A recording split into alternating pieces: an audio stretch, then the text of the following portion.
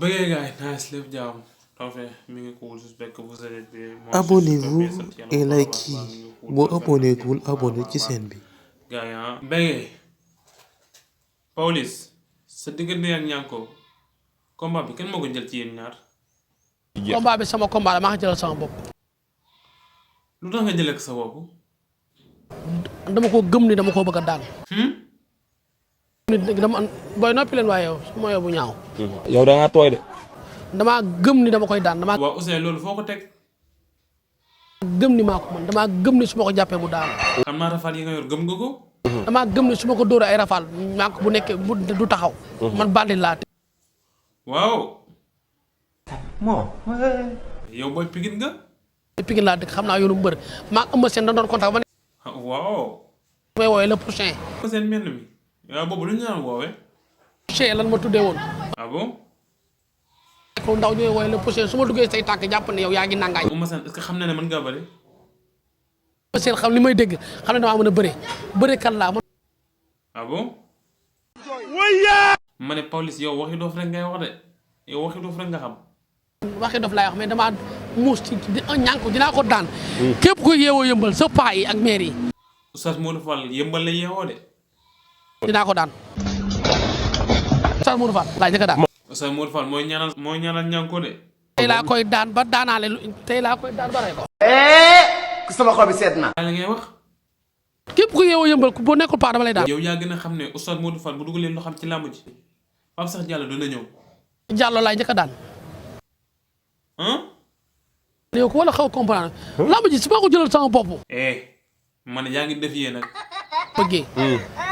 muy latti jóg a dogan bàyyi daagu déggan bàyyi ci la déggan bàyyi laatu déggan bàyyi sa maamaan sa maam lañ rey woon mu rey way ñu rendi ko dagg baat bi sam yaay maamu jinne yi si kenn du ko bëggal lu gën la déggan bàyyi daagu déggan bàyyi ci la déggan bàyyi mi maa ngi woo Wally Seck la 15 ans. mooy sama jour anniversaire la 15. mooy sa jour anniversaire la 15. bàyyi parce que bés la. ah loolu du yomb. solla dinaa daan Nianko la 15. daan ko la. weer li ci des lépp da nga ko bëgg a daan daal. daan ko la 20 daan ko la 30. mu xalaat 30 rek. daan ko la 30. lamb ju mag nga dara gis barki Seydouna Muhammad. ko laat Diop. waaw. waaw dina ñëw ci woote gi nañ continuer wax. seen combat la laat bu ma daanoo di ngeen am gàcce. borom alal yëpp dinañ am gàcce buñ la daanee kay waxal loolu rek. xëccaat ko ñëw ci kër tërëm bi yuuxu. mais Pawlish comme. Ousseyn man dama lay jàll Ousseyn rek.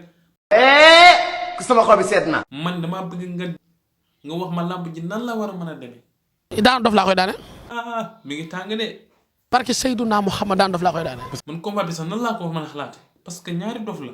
jàpp su ma ko jàppee. waaw damay déggoo tegoon laa avant lamb ji dama ko jàppee. dama koy dóor ay arafal mu génn saako yi ma. dof rek nga ne du kii quoi yéen ñëpp ay dof ngeen kii yëfi dof lay def kii di wax waxi dof da lu rëbb a joo. niveau bi léegi moo changé daal. ma ne Paw waxi dof yëfi dof égal. astafurlaa. waaw daaw dof kay waaw. ñi daal li ñu jëwee ne ne soo mutu yéen ñaa ay dof ngeen ginnaaw yéen ñaa ay dof ngeen soo mutul ba bis ba ngeen ñëw. bañ a gis yow is nga yow. may laaj rek. ngeen lu ne di. ma gis tey ñoo jël xaalis jàmm. ku lekk avance bëri rek. dëgg du rombi nopp. sa lamb yow lu tax muy neex.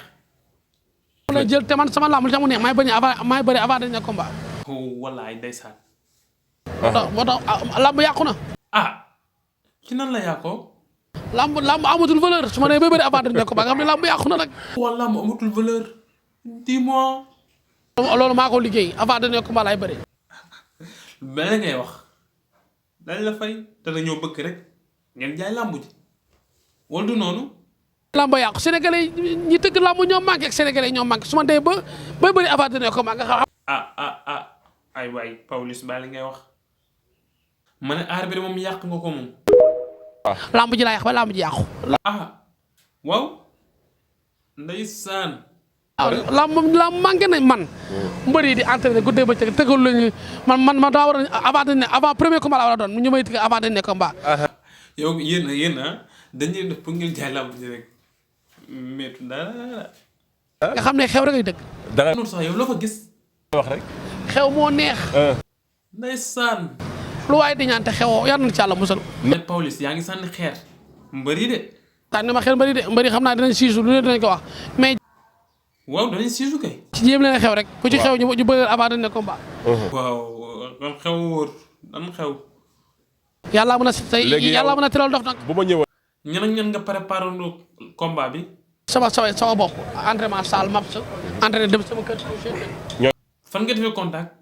sama bopp lay contactal ay xar. pardon. góor yu jigéen des fois ma xar day bëri cëp-cëp yi. dégg naa yaa Ouzin Keita yéen pare ndoo combat bi. moo yàlla tere. wala lu ñu xar ci tuus. wala ngeen xaar la 15 retrouvailles Pawlish bu rëy tuus bu rëy. ñëw nga. rëy bàq bu rëy contact bu rëy fecc bu rëy lamb ju rëy daan ju rëy réew bu rëy. parce que. eggal yëfi def bu rëy. dëgg du rombi nopp. ma ne loo wax ci ñaari bëri yi nga xam si ñoo rek bëri grand combat bi. sama yoon nekkul ci ñoom.